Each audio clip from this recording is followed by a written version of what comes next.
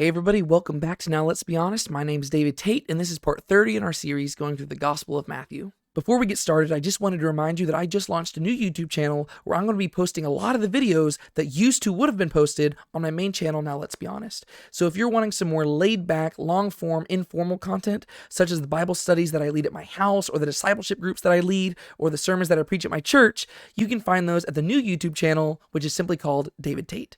However, for the stuff that you're currently listening to, that should all still be found on my main channel, and so if that's all you're here for, that is A-okay. Let's get back to the thing that you're actually here for. Today, we're going to head into Matthew chapter 10, which is our second discourse that Matthew's provided us with in his whole gospel. And one thing I've been trying to emphasize over the course of this whole series is really the structure of the Gospel of Matthew, because to me, I think it's very helpful to understand the structure of a book if you're wanting to understand really what the author's trying to communicate through it. And for the majority of the Gospel of Matthew, really until you reach the Passion narrative in the back part of the book, Matthew structures his entire gospel in a series of 5 narratives and discourses, right? So he'll share some stories, that's the narrative section, and then he'll share some teachings, and that's the discourse section. And really what he does with this discourse section is he uses these discourses and the teachings of Jesus as a connective link between the two narrative sections, right? So he'll share some stories, and then this teaching section will be the thing that transitions us from one set of stories to the next. And so chapters 1 through 4 was our first set of narratives, and then you had chapters 5 through 7, the Sermon on the Mount, and that was the first discourse. Chapters 8 and 9 was our second set of narratives, and then now here in Matthew chapter 10, we're getting our second discourse, right? So that's kind of the whole structure of this. And what we saw in Matthew chapters 8 and 9 is that Jesus was doing really 3 primary things that Matthew was trying to get across. The first thing that Jesus was doing is he was demonstrating his power, right? Because if you go back to the Sermon on the Mount, Jesus was basically claiming a lot of authority for himself, right? So really the big picture of this whole thing, Matthew chapters 1 through 4, is where Matthew was authenticating Jesus and demonstrating that Jesus had a legitimate claim to the throne of Israel. Okay, well, you get to the Sermon on the Mount, and you get to see what Jesus claimed for himself. Did he claim that same authority? And sure enough, not only did he claim the authority of the king of Israel, but as we see, he claimed even more authority than that, so that by the time you get to the end of the Sermon on the Mount, everybody's baffled, and they're saying, whoa, nobody's ever taught with this type of authority. And they're so crazy, and as they leave the sermon, they're just like talking about Jesus, and he is the talk of the town and the talk of the whole land, which then led us into chapters 8 and 9, where Matthew really wanted to show that Jesus could back up those claims. He wasn't simply a person who talked about his authority, but he demonstrated that authority through a series of miracles, right? And so chapters 8 and 9, that is the main thing that Matthew was trying to demonstrate, right? Jesus' authority, right? So the first thing is that Jesus demonstrated power. A second thing that Matthew tried to accomplish in chapters 8 and 9 is that Jesus was growing in popularity, right? And so as those 2 chapters progress, we increasingly begin to see crowds gathering around Jesus, and we continue to see people's responses to Jesus, right? Because as he grows more popular, people are beginning to respond in different ways. The third thing that Matthew really tried to accomplish in that whole section was an emphasis on the theme of discipleship, right? Because throughout that whole section, what Matthew did is he would share 3 stories about miracles, and then he would include a call to discipleship. Then 3 stories about miracles, then a call to discipleship. 3 stories of miracles, and a call to discipleship, right? And so the reason why this is really, it builds up to the final few verses that we had at the end of Matthew chapter 9, where we see that as a result of Jesus demonstrating this authority, he has a lot of people intrigued in him, and he is so popular that Jesus is going to need other people to go out and serve on his behalf, right? It's not something that he can do by himself. I mean, technically, he's God in the flesh. He could do whatever he wants, right? But practically speaking, Jesus is going to need laborers to go work the harvest, right? That's how Matthew chapter 9 ends. And so that's how those 3 things that Matthew established in those chapters sets up perfectly what we see in Matthew chapter 10.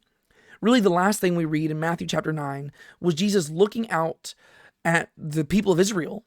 And the phrase that Matthew uses is that Jesus saw that they were like sheep without a shepherd. And we didn't really talk about this in any of the previous weeks because I really wanted to save this detail for now. But what Matthew's doing right there is he is clearly alluding back to the book of Numbers, right? Because if you go to Numbers chapter 27, verse 17, you'll see that this is exactly what Moses was concerned about shortly before his death, right? Numbers 27, that's like getting closer to the end of Numbers. And really, Deuteronomy is really just Moses' final speech to the people of Israel before he dies. So as the book of Numbers was coming to its end. You have Moses considering the fact that he's not going to be in charge of these people forever. And he wants to make sure that there's going to be somebody who will lead the people afterwards, because he doesn't want the people of Israel to be like sheep without a shepherd. And so what Moses does is he talks to God about it, and God tells him to appoint Joshua, the son of Nun, to succeed him and to follow him, so that once Moses leaves, Joshua will be there to lead the people. Right? So in Numbers chapter 27, you have that explicit language being used, sheep without a shepherd. Well, Matthew uses that language to describe what Jesus saw amongst the people of Israel. And so it only makes sense that Jesus, the new Moses, is going to appoint his own successors, right? Just like Moses appointed Joshua, so Jesus, the new Moses, is going to appoint successors to follow him. Ironically, the name Jesus comes from the name Joshua, and so there is that also etymological link between all of this as well.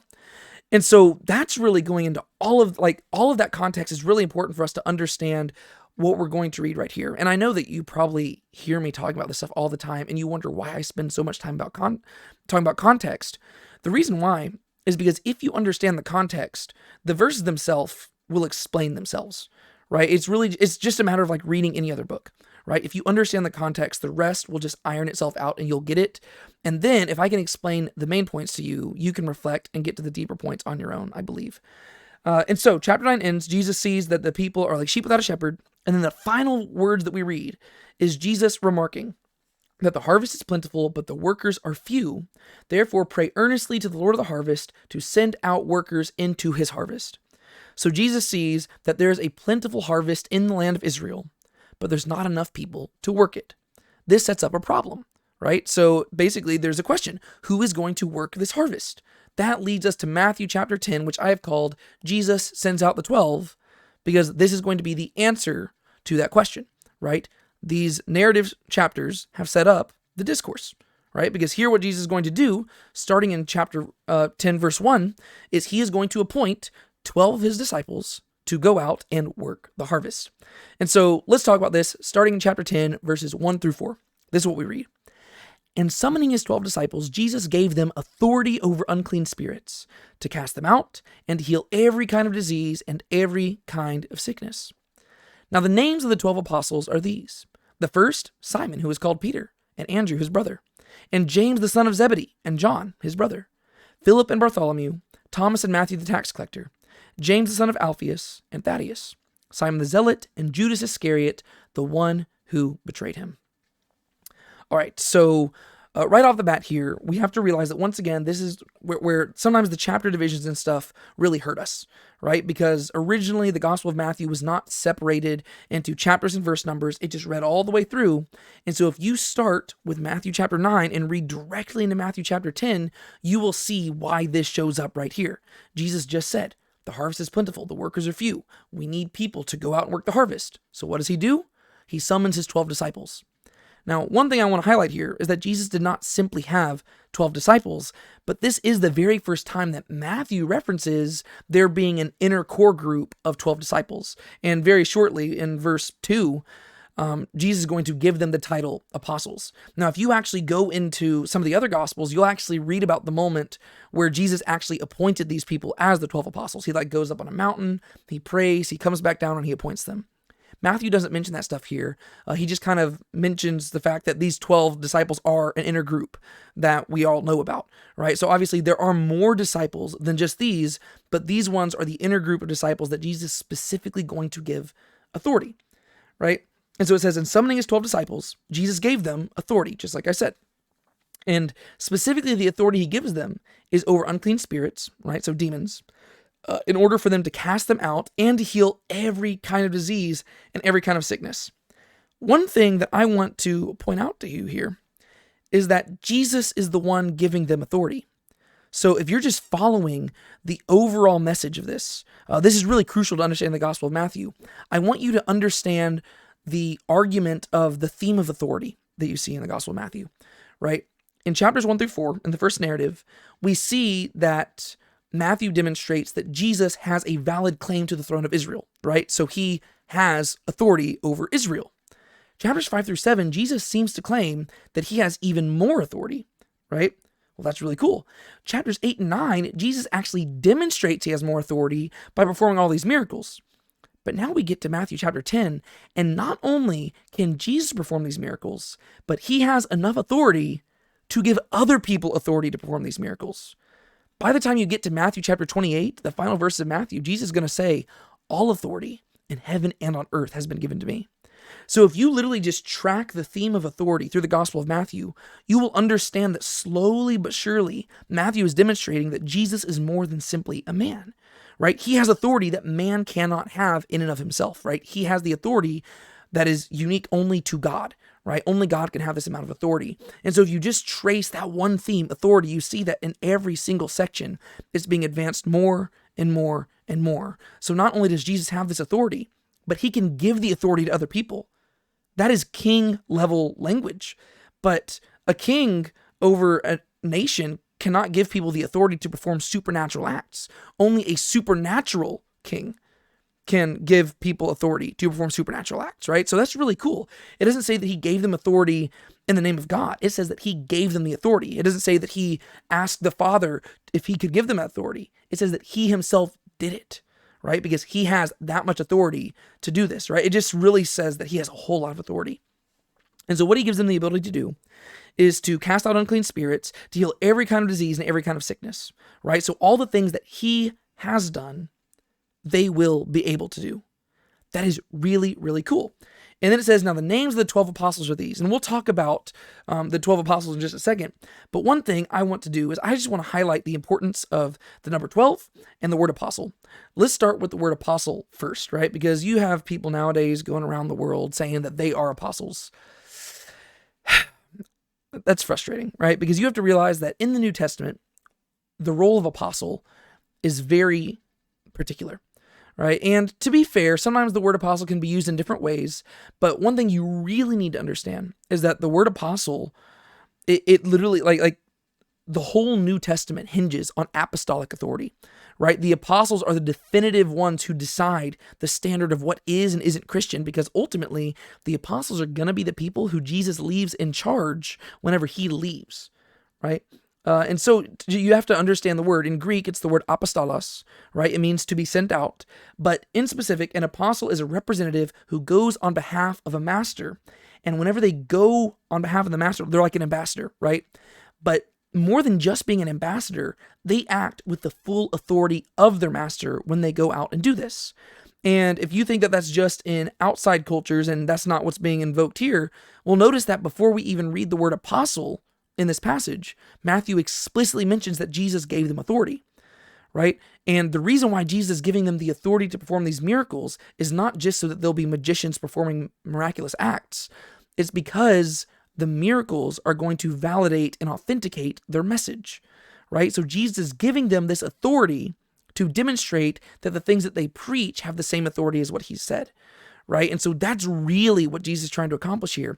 And so whenever you read the word apostle, you have to realize that there is no modern equivalent of the 12 apostles to this day, right? Because the 12 apostles, they were a special breed. And to be fair, there were other people in the New Testament who were named apostles, but even if you look at the early chapters of the book of Acts, you'll see there were specific qualifications that needed to be met in order for somebody to be deemed an apostle. And every time you see that word being employed in this particular manner, it is a claim of authority. So whenever Paul says, Paul, an apostle of Christ Jesus, he is saying that he is writing with authority, right? That's just very important for us to understand. So Jesus takes these 12 people and he calls them the apostles. Let's talk about the number 12 right here, because this is obviously an important thing, right? Numerology and numbers is super important in Hebrew culture, even to this day.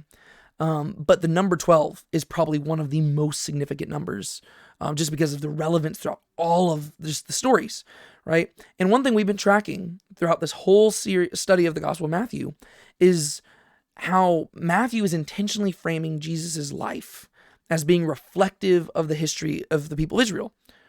Well, I don't think it should be a surprise that right here we see something associated with the number 12 popping up, right? Because where we were at in the story of the people of Israel is we're in the middle of the Torah, specifically during the wilderness wanderings, right? And if you don't know what I mean by that, just literally look at the last lesson that we had where I really kind of broke that all down. We are currently in the wilderness wanderings right here. And so Jesus is appointing 12 apostles to go out and do things in the land of Israel.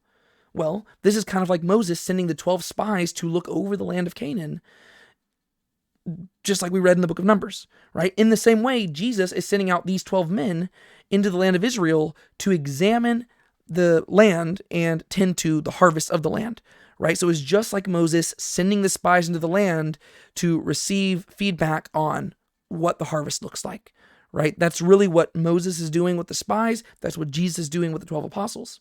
In a similar way, the 12 apostles are kind of like Joshua going into the land of Canaan to carry out another conquest, right? Joshua was the one who was appointed by Moses to go into the land of Canaan in order to conquer it, in order to turn the land of Canaan into the land of Israel, right? And the whole reason why Moses appointed Joshua was so that the people would not be like sheep without a shepherd whenever Moses departed.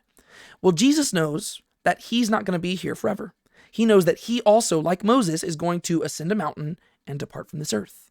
So what Moses does, Jesus does, right? Moses appointed Joshua to go into the land of Canaan and establish Israel, to go about this conquest. Jesus is doing the same exact thing, right? So Jesus is appointing a new Joshua to go into the new Canaan and establish a new Israel, right? And so you have that parallel, right? So in this way, the 12 apostles are kind of like the 12 spies going into the land. Funnily enough, Joshua was one of those 12 spies.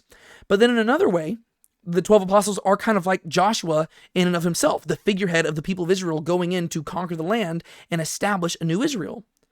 But at the same time, it's almost like these 12 apostles represent the 12 patriarchs, right? The 12 sons of Jacob, who themselves were the embodiment of Israel. The 12 apostles are almost a new Israel, metaphorically 12 tribes embodied in one group of men, right? And so you have really all these different elements being placed right here, right? The 12 apostles, these are people who have identified with Jesus and they have submitted to him, and therefore they have escaped the new Egypt or the new Canaan that Israel has become.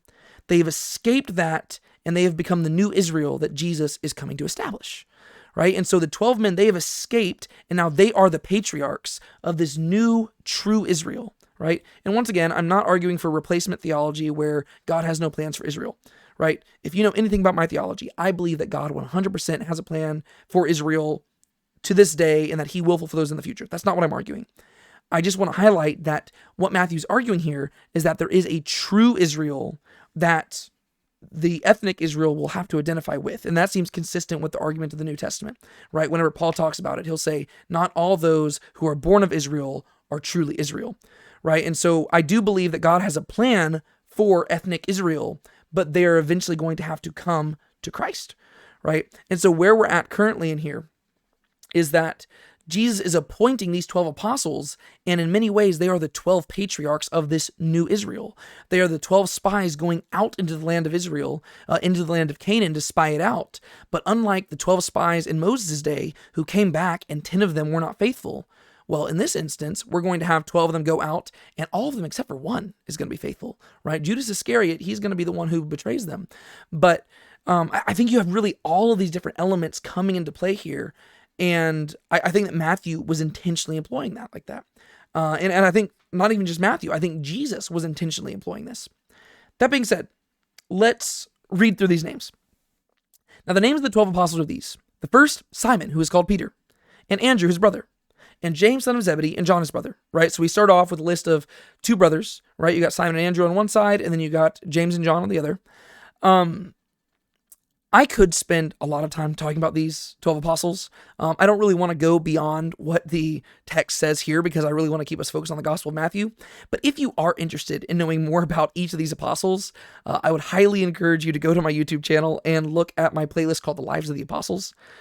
This is probably that's probably the whole teaching series that I devoted the most amount of prep time to. And I probably have over 20 hours of content. I don't know the exact amount, but I probably have over 20 hours of content talking about every single one of these apostles, both what we know about them from scripture and also what we know about them from the early traditions that developed from the early church. And I walked through each of these 12 apostles and talked about just everything. Like I was trying to be as exhaustive as possible. It's probably one of the most popular just like teachings that I have on this whole channel thing. And so if you do want to know more about them, I would encourage you to go look at that. I made it a few years ago, and so it's not as high quality as I would have liked, but I'm still pretty happy with it. But we're not going to talk a whole lot about each of these guys individually. We're just going to read out their names, right? So we have the two pairs of brothers. You got Simon Peter, and then you have Andrew, his brother, and then you have James and John, his brother. So you got the two pairs of brothers, but also one thing that we're going to see over the course of this gospel and over the course of the other gospels is that Simon, Andrew, James, and John seem to have been set apart, and they seem to have been like the innermost group of Jesus' disciples. And really, even amongst those four, you have Simon, James, and John, who are the inner three, right? So Andrew, sometimes he'll be with them, sometimes he won't be, right? But this really seems to be the inner group. And so it might seem to suggest that as we're going through this list, we're getting further and further away from Jesus in a way, because whenever you actually look at the other gospels where they list these out as well, they don't always list them in the same order, but they do list them in the same groupings, right? The groupings of four. There's really three groupings of four here, and you're always going to see like Simon, Andrew, James, and John together. You're always going to see Philip, Bartholomew, Thomas, and Matthew together, and you're always going to see James, Thaddeus, Simon, and Judas together, right? And so it might be that this first group is like the innermost group to Jesus, and then you have the second group, which is the second closest, and then the third, which is the furthest away. That's just kind of hypothetical, but we do know that for sure, at least Simon, Andrew, James, and John were the closest to him, right? And they're the two pairs of brothers. And then you have Philip and Bartholomew, and then you have Thomas and Matthew, the tax collector. I think it's interesting that Matthew, he calls himself Matthew, the tax collector here, right? We know that Matthew had already left his profession. He was no longer a tax collector here, but just like assuming that the traditional belief is correct and that Matthew, the tax collector, is the author of the Gospel of Matthew, I just think that's so fascinating and so humble of him to still identify himself with that, right? It's not like he's trying to praise himself. He reminds us in the gospel what's like where he came from, right? He could just say Thomas and Matthew, and we'd be like, oh yeah, that's the same guy from before, but he doesn't do that. He says Thomas and Matthew, the tax collector. Like he goes out of his way to mention his former profession just to remember, like just to remind you of the grace of God, right? The fact that he was taken from this, yet he was esteemed an apostle. That's so cool. Then he talks about James, son of Alphaeus, and Thaddeus, Simon the Zealot, and Judas Iscariot, the one who betrayed him. One thing that you'll see in the Gospels is that every single time Judas Iscariot is going to be mentioned, his name is going to be attached to the fact that he betrayed Jesus, right? The Gospel writers, they can't separate him from that event, right? Because if you think about it, for 3.5 years, these guys were best friends with Jesus and best friends with one another. And they probably loved Judas, right? Judas was one of their own. And then Judas eventually betrays him. And so even decades afterwards, every time they mention him, they can't help but include the fact that Judas is the one who betrayed Jesus. But we haven't gotten to that point in the story yet. And so we're not going to linger on it too much right now. The main thing that I want you to know about this before we move on to the actual instructions that Jesus is going to give to them, and that's really all we're going to cover today. We're not covering a huge section of scripture today. The main thing that I need you to realize about these 12 apostles right here is that just as Jesus came to shepherd Israel, so also he is going to appoint the 12 apostles to do the same task, right? These are his apostles. These are his ambassadors. He is the shepherd of Israel. They are going to be the sub-shepherds who go out into the land to actually take care of the flock. They're going to do it right now while he is there so he can guide them and he can correct them and he can make them better at the job. But then their role is going to become increasingly prominent once he leaves, because these are the people he is going to leave in charge. As Peter Leithart puts it, they are the root of the new tree of Israel, the first spark of a new Israel that will be a light to the nations. What we're going to see in the verses that come is that he's specifically going to send them to the people of Israel. But by the time you get to Matthew chapter 28, he's going to send them on a new mission, right? And he's going to say, go and make disciples of all the nations, right? And so right here, we basically have a foretaste of what's going to come at the end of the Gospel of Matthew. And so the things that play out in Matthew chapter 10 and following are supposed to give us a foretaste of what happens following the end of the Gospel of Matthew, right? And so right now he's going to send them to Israel, but then eventually he's going to send them out to all the nations as well, to the Jew first and then to the Gentile. So these are the 12 that he's going to send out to work the harvest.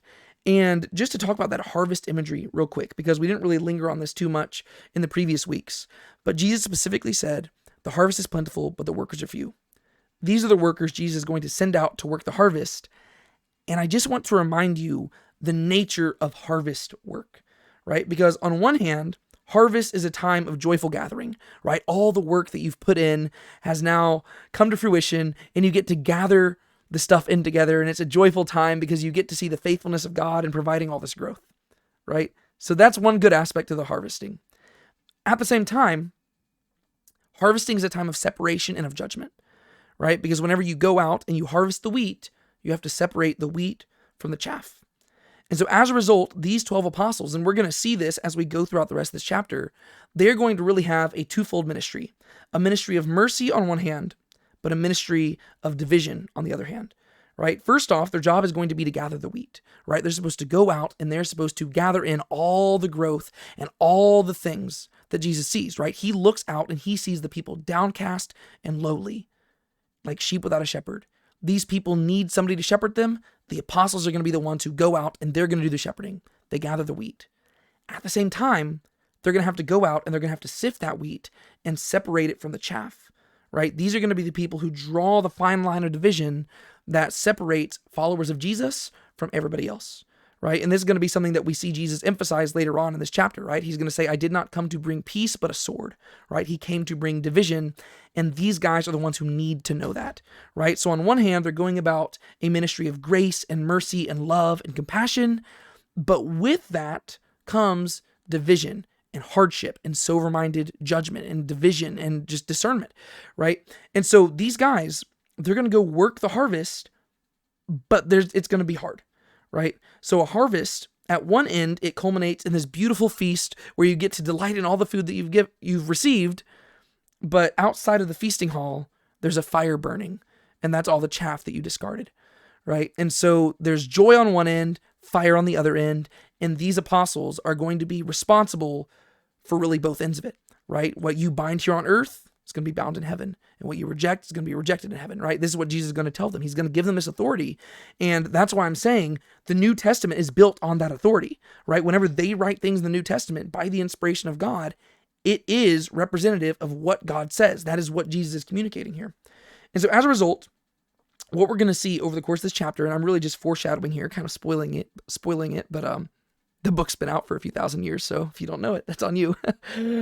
As a result, these 12 are going to be loved by some people and hated by others. They're not going to be loved by everybody. They're not going to be hated by everybody. It's going to be a mixed response in the same way it was with Jesus. And Jesus is going to get to that part soon. As we look through these instructions that he's going to give them, the majority of the stuff he says in chapter 10 is a warning to them about the hardship that they are going to face. But before we get to that, I want to look at the actual instructions that he gives them. And this is what he says, verses 5 through 15. These 12 Jesus sent out after, instructing them, saying, do not go in the way of the Gentiles, and do not enter any city of the Samaritans, but rather go to the lost sheep of the house of Israel. And as you go, preach, saying the kingdom of heaven is at hand. Heal the sick, raise the dead, cleanse the lepers, cast out demons. Freely you received, freely give. Do not acquire gold or silver or copper for your money belts, or a bag for your journey, or even 2 tunics, or sandals, or a staff. For the worker is worthy of his support. And whatever city or village you enter, inquire who is worthy in it, and stay there until you leave. Now as you enter the house, give it your greeting. And if the house is worthy, let your peace come upon it. But if it is not worthy, let your peace return to you. And whoever does not receive you nor heed your words as you leave that house or that city, shake the dust off your feet. Truly I say to you, it will be more tolerable for the land of Sodom and Gomorrah in the day of judgment than for that city. So these are the only instructions we're going to cover today. I thought about going further, but I really want to just focus on these, and I want us to understand specifically what Jesus is saying here. And one thing I want you to understand, first and foremost, is that Jesus is talking to the apostles, right? I'm not saying that there aren't things that we can quote from here in order to learn about how we should go about ministry. I just want us to be very careful about how we apply this stuff, because I do see, especially Matthew chapter 10, people will just quote stuff out of context here and immediately try to apply it to ourselves. I don't think we can just do that as fast and loose. I think we need to realize what he is communicating to the apostles first and foremost, and then begin to apply it to ourselves. And so Matthew says, these 12 Jesus sent out after instructing them, right? One thing that I think is very important here is that we see that Jesus sent them out after instructing them. I'm just going to bring this up because a lot of people who watch my channel are familiar with the TV show The Chosen. In The Chosen, they do this differently. right? Because what we see in The Chosen is that Jesus, he appoints the 12 as the apostles, and then he just sends them out 2 by 2 without really any instruction. And in the scene where he appoints them, this is in season 3, episode 2, I believe it is. Whenever he actually appoints them to go out about their mission, one big issue that they have is they point out that they have no instruction. And sure enough, whenever they get back from their mission, they complain that Jesus really didn't give them any instruction before they went out, and they're actually pretty frustrated with Jesus. Well, that does kind of really alter the way this story is perceived. And that's actually an issue that I do have with how The Chosen portrays it, because Jesus really doesn't do a very good job of teaching the apostles in the show, right? It's like they've heard a sermon or two. Like in the story, Judas has only heard like one sermon, and they're like, oh, that's fine, you'll be okay.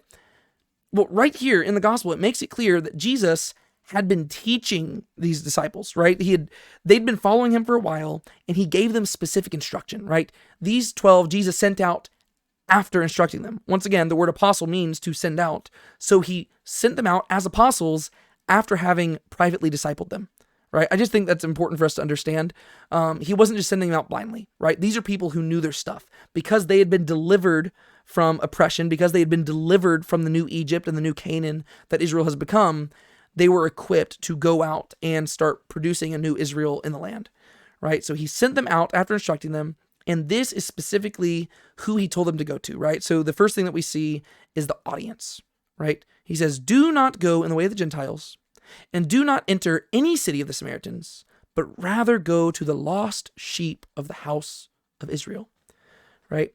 And so really what we see is that it starts really broad and it works its way in, right? The first people they're not supposed to go to is the Gentiles, right? Gentiles just means nations, right? Anybody who is not a Jew, right? Don't go to the other nations, right? Later on in Matthew chapter 28, that's who he's going to tell them to go to.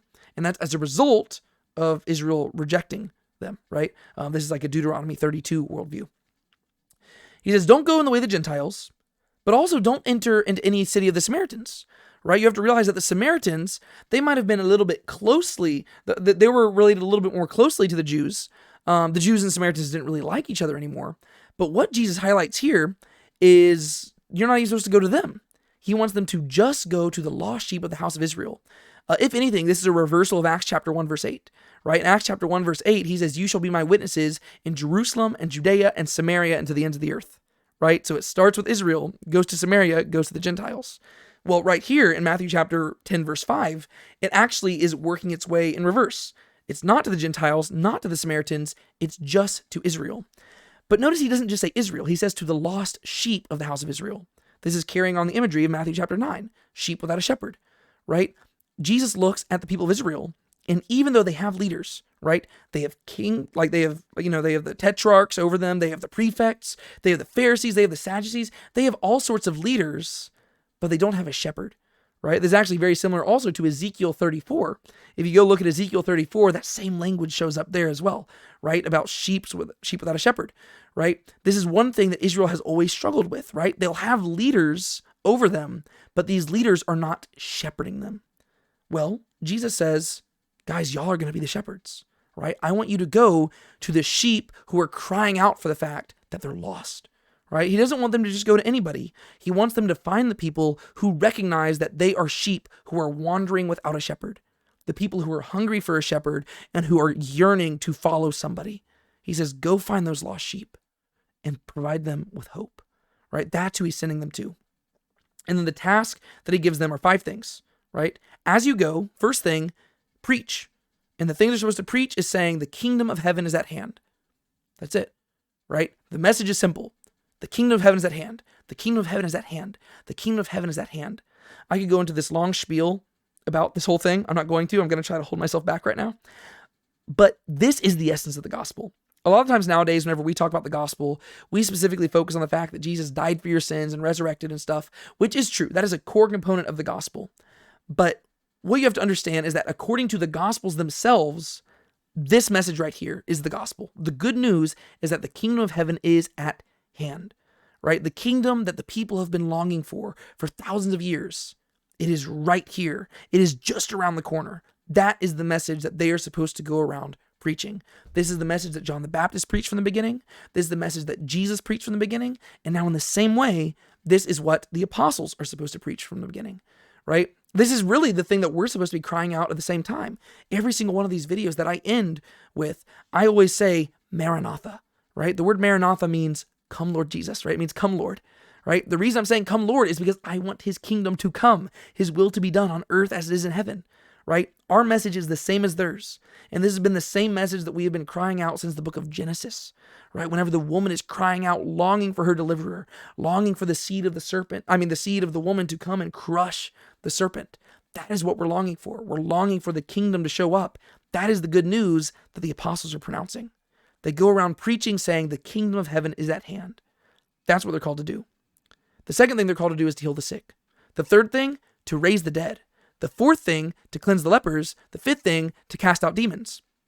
The cool thing that we see here is that those 4 types of miracles that Matthew lists out here, we've already seen Jesus do.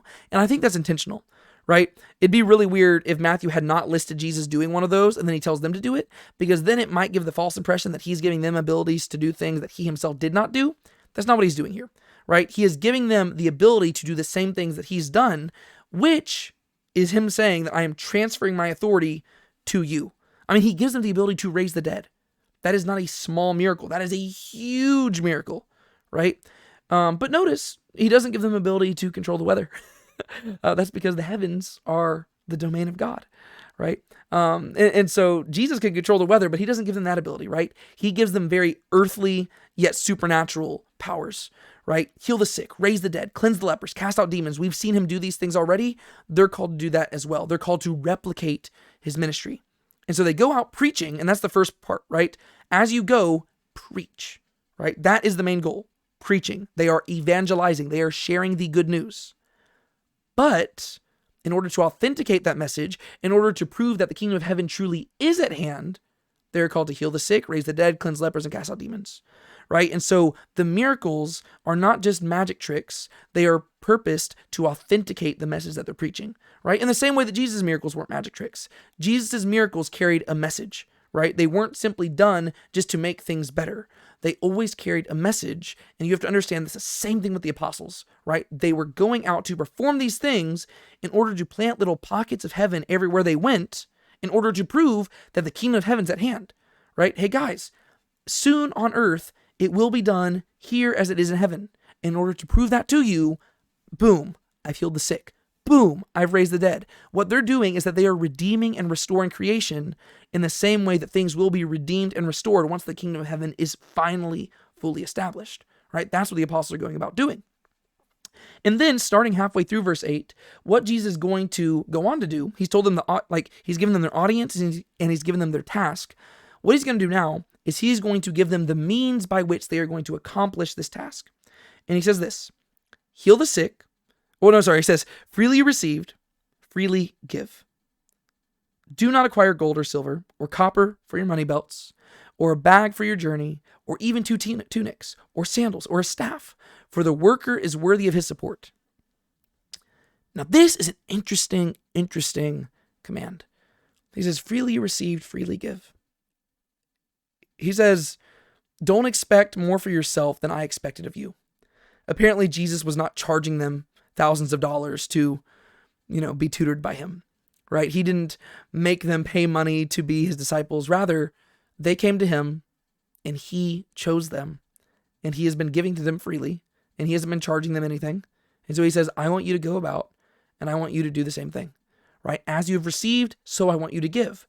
But then he charges them even more than that, right? He says, I don't want you to acquire gold or silver or copper for your money belts, or a bag for your journey, or even 2 tunics or sandals or a staff. This is pretty extreme stuff that he's saying here, right? He says, I don't want you to save up money for this. I don't want you to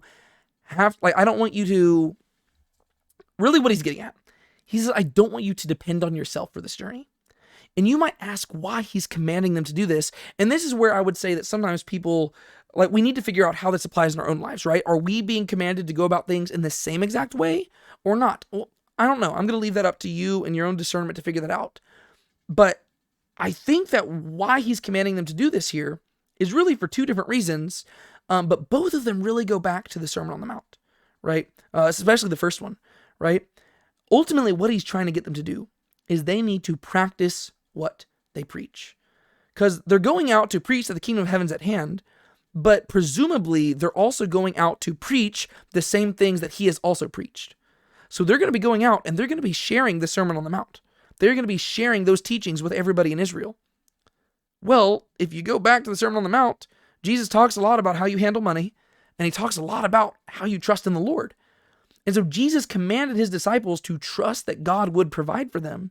And so I think one thing that he's encouraging the apostles to do, and not just encouraging them, one thing he's commanding them to do is to make sure that the message that they preached did not make them hypocrites, right? Because it would be hypocritical for them to go out and preach the message of trusting God while storing up excess things for themselves, right? And I'm not saying that all because you save up a little bit of money means you're not trusting in God. I'm just saying that that's the message it would give across, right? You're saying, hey, why don't you trust God to provide? I don't know. Why do you feel the need to save up all this money? And why do you always demand that we pay you money for all this stuff? Jesus is just wanting to make sure that they don't give the people a stumbling block, right? This is going to be stuff that Paul picks up on later on, right? Whenever Paul writes about his letters, he'll always talk about stumbling blocks and how we want to avoid that. Jesus telling them not to provide a stumbling block, right? He doesn't want them to give off the appearance of hypocrisy, right? Which then goes into the second thing that I really think that he's trying to accomplish here. I think that he's wanting to highlight the genuineness of their message, right? They're going to apply it in a very extreme manner to show how serious they are about what they're saying, right? And so they are so serious about trusting in God that they are not even going to bring 2 tunics for themselves. They are not even going to bring extra pairs of sandals. They are not going to acquire extra gold or silver or bronze for their journey. They are simply going to go out and trust God to provide, so that whenever they tell people to trust God in the everyday circumstances, people will realize that they mean it because they're living it, right? The Apostle Paul, once again, he will do this same exact thing. Whenever you look at Paul's life, he did not charge people money for the things that he taught. Instead, he went out of his way to do other things in order to make money so that people would know how genuine he was. And Paul was more than willing to suffer and do all these other sorts of things in order to make sure that people knew that he was serious and he was genuine about his teachings, right? I think that's the same thing that Jesus is wanting his apostles to do here, right? I can't put that in Jesus' head. I don't know Jesus' heart behind this. But to me, it seems like that's what he's doing. He doesn't want them to be hypocritical. And in fact, what he wants to do is he wants to highlight their genuineness by giving them an extra extreme command. And so he tells them, go out there and since you freely received, freely give, right? As I did to you, you do to others. Once again, it's more of like a passing of the baton, right? This is what I did to you.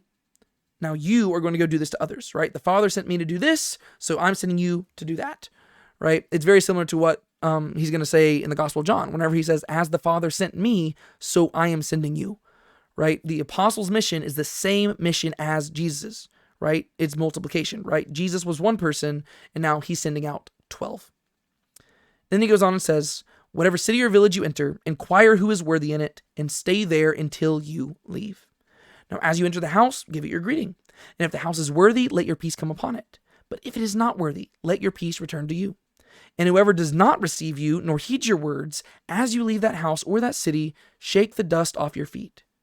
Truly I say to you, it will be more tolerable for the land of Sodom and Gomorrah in that day of judgment than for that city. All right, so we've seen the audience, we've seen the task, and we've seen the means by which they're supposed to do this. Here we see the method, right? And what Jesus tells them, essentially, when it comes to this whole harvest imagery, is that the cities that don't welcome them are to be regarded as chaff, right? While the cities that do welcome them are to be regarded as wheat, right? So they're going about this ministry of reconciliation, but their ministry, even though they try to remove all stumbling blocks, their ministry is still going to be a stumbling block to some, right? So they're going to do their best to not be hypocrites, and they're going to do their best to be as genuine as possible. And therefore, they're going to go out and by no fault of their own, they're supposed to gather the wheat. And that means that the people who do reject them have no excuse, right? And therefore, the people who do reject them are going to be chaff, they're going to be kicked out. And so what Jesus tells them to do is he tells them to dust off their feet as they leave, right? What they're supposed to do is they're supposed to regard these cities in Israel, these lost sheep of Israel who refuse a shepherd. they're supposed to regard them in the same way that a Jew would shake off their sandals when leaving pagan territory. That is what the apostles are called to do here. This is sad, right? Because there are so many lost sheep. Jesus sees that the harvest is plentiful, right? There's a lot of people out there. There are a lot of lost sheep who need a shepherd. And so he says, you're going to go out there and you're going to be their shepherd. But if they reject the shepherd rejects them. And so they're going out there, and if the people reject them, that's on them, right? That's not on the apostles, that's on the people, right? And so they dust off their feet just like a Jew would whenever they're leaving a pagan territory, a pagan household, any of that stuff. They dust off their feet because the people are unworthy, they're unclean, right? A city that rejects the apostles was to be regarded as no better than pagan Gentiles, right? Because that's what they're identifying with. They are the new Egypt, they are the new Canaan, they are the new Gentiles. They do not identify with the true Israel. And so as a result, the dust, the food prescribed to the serpent in Genesis chapter 3, will be theirs to eat, right? You go back to Genesis chapter 3, whenever God turns to the serpent, what does he say? He says, you will crawl on your belly all the days of your life, and you will eat dust. They shake off their feet, and they shake the dust at the people, right? That's going to be what they have for dinner, right? They're going to be eating the food of the serpent. They are going to be ripe for judgment. The final verse there is really scary. Truly I say to you, it will be more tolerable for the land of Sodom and Gomorrah in the day of judgment than for that city. You go read about the story of Sodom and Gomorrah in Genesis chapter 18 and 19, you realize these people were messed up. They were really bad. Leonard Ravenhill has a really fun book, and the title of the book preaches in and of itself. It says, Sodom had no Bible, right? The story of Sodom and Gomorrah takes place in the book of Genesis, which means that it took place before there was any Bible written.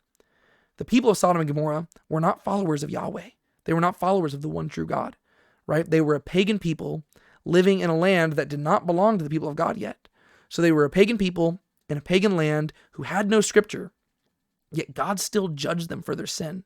And we still remember them for their sin. And Jesus says, yeah, it's going to be better for them in the day of judgment than for y'all. Because the people of Israel, they had no excuse, right? They had all of the Old Testament scriptures. They had all the prophetic word to lead them to respond to the apostles and respond favorably to them and receive Jesus as the king of the kingdom. And so if they reject this shepherd, then it will be better for Sodom and Gomorrah. Because Sodom and Gomorrah, they rejected some angels. These people are rejecting the very apostles who were given the authority of the king himself. That is going to be a problem. Going forward, what Matthew is going to do is he is going to begin to tell us the things that Jesus warned the apostles about, right? Because as we see, there's this ministry of grace on one hand, but also a ministry of division on the other. And so the division is going to become an increasingly prevalent thing, and the apostles are going to face a lot of pushback. And so Jesus is going to tell them how to handle that, and we will address that stuff starting next week. Until then, thank you so much for joining me on this journey. I have really been enjoying going through the Gospel of Matthew with y'all. I hope you've been enjoying it as much as I have. Until next time, my name is David Tate. This is Now Let's Be Honest. Be sure to keep a smile on your face. Don't let anybody steal your joy. And of course, remember who you are. Maranatha.